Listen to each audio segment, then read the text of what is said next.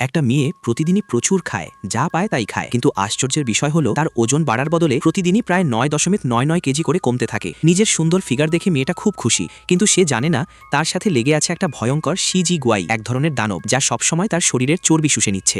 এভাবে চলতে থাকলে একসময় সে শুকিয়ে একদম কঙ্কাল হয়ে যাবে। সে দুধ চা মিল্ক টি হাতে নিয়ে শাওমেং তাকে দেখে ফেলে। সে দানবটাকে মারার জন্য ইন্টারনেটে খোঁজে, কিন্তু কিছুই পায় না।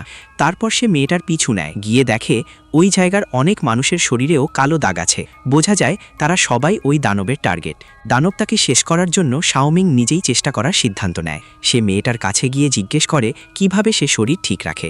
মেয়েটা তার কাঁধে হাত রাখতেই সেই কালো দাগ ভাগ হয়ে শাওমেংয়ের শরীরে চলে যায়। পরের মুহূর্তেই শাওমেং নিজের নিয়ন্ত্রণ হারিয়ে ফেলে। সেও পাগলের মতো খেতে শুরু করে। ঠিক তখনই তার বয়ফ্রেন্ড এসে পড়ে। সে শাওমেংয়ের কাঁধে আলতো চাপ দেয়, আর সঙ্গে সঙ্গে দানবটা ধ্বংস হয়ে যায়, দাগও মিলিয়ে যায়। শাওমেং আবার স্বাভাবিক হয়ে যায়। কিন্তু এখানেই শেষ না। তারা জিমে গিয়ে বুঝতে পারে আসল দানব মাদার ওই মেয়েটার শরীরেই লুকিয়ে আছে। হঠাৎ কালো ধোঁয়া বের হয়ে নিজের আঙুল কেটে রক্ত বের করে। এতে দানবটা শরীর থেকে বেরিয়ে আসে এবং তার দিকে এগোতে থাকে।